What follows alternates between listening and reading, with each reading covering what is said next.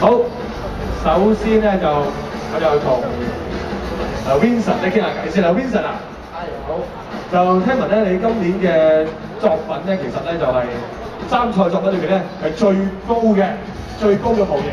咁啊，其實咧不如講下你整嘅時候有啲咩難度喺裏邊咧？即係呢個咁高嘅模型，而且就 Times Square 喎，係咪啊？大會咧就俾咗3尺我哋砌，咁咧我就砌咗2尺11寸半，咁後尾發覺都係唔夠高，咁咪加多咗隻 band 喺上面頂住個天花，咁咧就用盡成個場。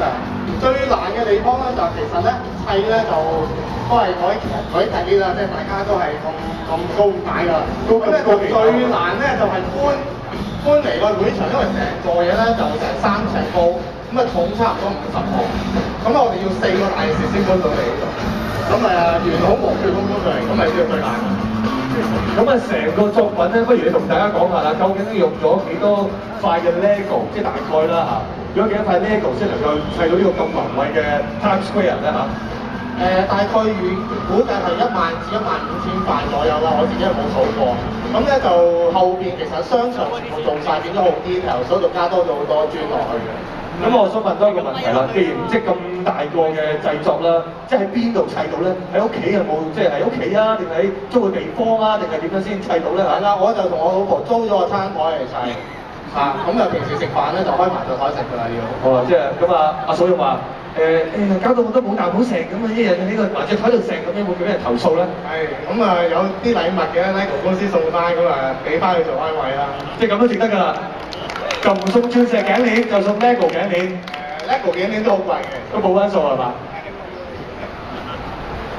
要㗎嚇。阿 Peter 會加碼係嘛？加啲啊！俾個咪啊 Peter。當然啦，呢樣必須嘅話，真係你真係識時機嘅真係。乘機敲下腳骨先。OK， 唔該晒 Vincent。多謝晒。好，跟住落嚟咧就係阿 Benny 咯喎 ，Benny 啊，咁啊 Benny 嘅作品咧就係叫做雷生春啊。係。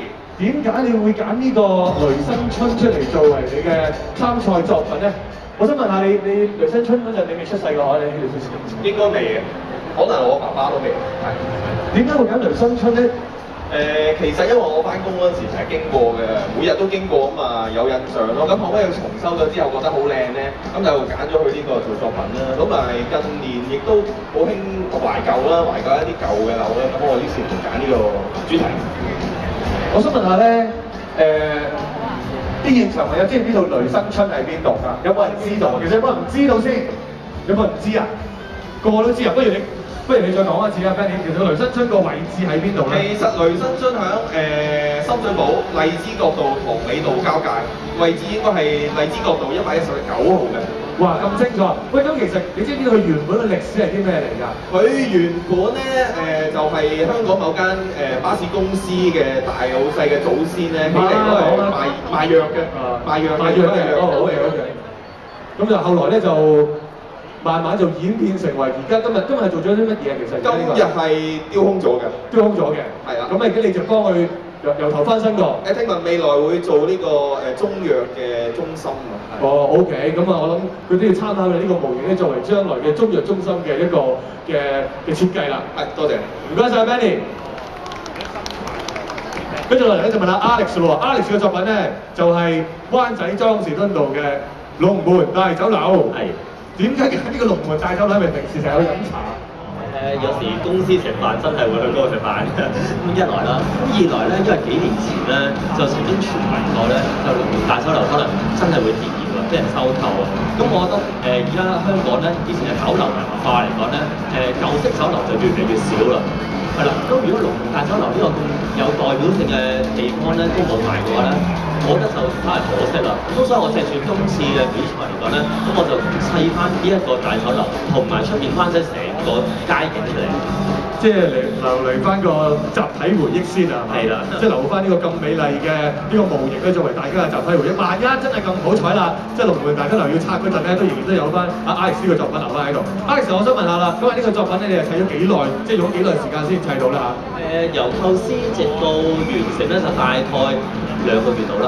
2個月到，咁啊呢2個月就日日都喺屋企咁砌啦，不眠不休咁樣。係啊。有冇俾女朋友炸翼先？絕對有嘅。咁你點樣去解決咧嚇？其實兩個人互相遷就啊。哦，OK，明白晒，唔該晒 Alex。呢隻連砌 LEGO 咧都有少少私人時間嘅犧牲啊！好，跟住落嚟咧就問下 Andy 啦。Andy 嘅作品就係赤柱的美利樓喎。咁點解打呢個題目咧嚇？其實本身就係佢美利樓本身佢有一個意義喺度啦，佢見證住香港係由以前嗰個時代去到而家回歸咗之後嘅。咁佢自從搬嚟赤柱開始咧，佢就成為一個平時市民休閒去 relax 嘅地方啦。咁所以就同啱啱 LEGO 本身嗰個意義咧就好相似，都係令人開心嘅。咁所以就用咗美利樓。平時咧去美利樓咧，即係去食飯嗰陣咧，都見到好多唔同嘅餐廳。我見到你咧，亦都有即係分開啲唔同嘅餐廳喎，有啲又好似係西班牙式啊，有啲係泰式啊咁樣，你都好似有分㗎係咪啊？本身嗰度有4間餐廳，咁其實就唔係話點樣細分，只係見到話可能一間餐廳有啲人食緊 pizza 啊，有人喺度，另一間有人做緊嘢咁上下。即係都分開唔同嘅菜式咁樣啦。係啊，冇錯冇錯。咁你覺得自己砌呢個美利樓最難嘅地方喺邊度咧？最難嘅地方係要做到佢真係好令人一眼望落去覺得係美利樓咯，呢個係比較幾難嘅地方嚟。咁我可以話俾你聽咧，你絕對成功啦！大家睇就知道呢個係美利樓啦。唔該晒，唔該晒 Andy。跟住落嚟咧就係 Anthony 嘅主題咧就係開心奇妙主題公園喎。點解有啲咩令到你會揀呢個嘅題目咧嚇？有啲咩咁開心，有啲咩咁奇妙咧？其實我自己係少量一啲曾經參加過第一屆比賽嘅，咁第一屆就2004年嗰陣時舉辦嘅，咁我就諗一啲嘢喺2004年到而家有啲咩係新嘅建築物起咗啦，咁第一時間就諗咗呢個主題公園啦，咁亦都即係去親呢個主題公園嘅人都係好開心嘅，咁你去到嘅時候咧，即係永遠啲人都係笑口齊齊嘅咁樣，咁我都盡量希望用翻一啲即膠我哋表達一個開心嘅氣氛俾大家啦。咁另外亦都個開心奇妙嗰個咧就係、即係大家會即係希望大家都會見到我嘅作品都會即係感覺到嗰個開心奇妙嘅氣氛。即係好似身歷其境，曾經回想翻咧曾經去過呢個主題公園時嘅情況啊嚇。OK，唔該晒 Anthony。好，跟住落嚟咧就係喂行埋去，因為咧佢係我哋10個之中咧年紀最少嘅參賽者，佢只得14歲嘅啫喎。佢叫做李兆軒，阿軒仔唔介意我咁講啊嘛？點解會咁有興趣參加呢個 LEGO 嘅大賽咧？其實即係講呢個即係年資啦咁講啦，即係經驗咧未必夠啲大哥哥嚟喎。點解你會參加呢個比賽嘅？同埋點解會揀半島酒店咧嚇？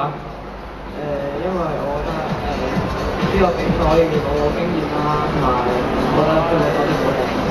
你幾多歲開始就砌呢個 LEGO 咧？我想問下。13歲。即係砌咗1年，就有咁嘅成績啦，真係已經神童喎！真係我都要跟你學下。1年啦，我砌就有咁嘅成績先。我想問下，咁樣會唔會淨係掛住砌 LEGO 唔讀書先？平時用幾多時間砌 LEGO 先？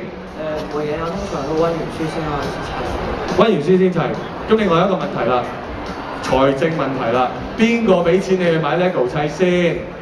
今次係爹哋出錢。爹哋出錢，使唔使自己做part time 咁樣咧？都唔使嘅，唔緊要嘅。如果你今次比賽贏咗咧，阿 Peter 咧一定咧會有 sponsor 俾你嘅。哦，係嘅，係咪啊？係嘅。 OK，唔該晒軒仔，跟住咧我哋交俾阿 Billy 啦。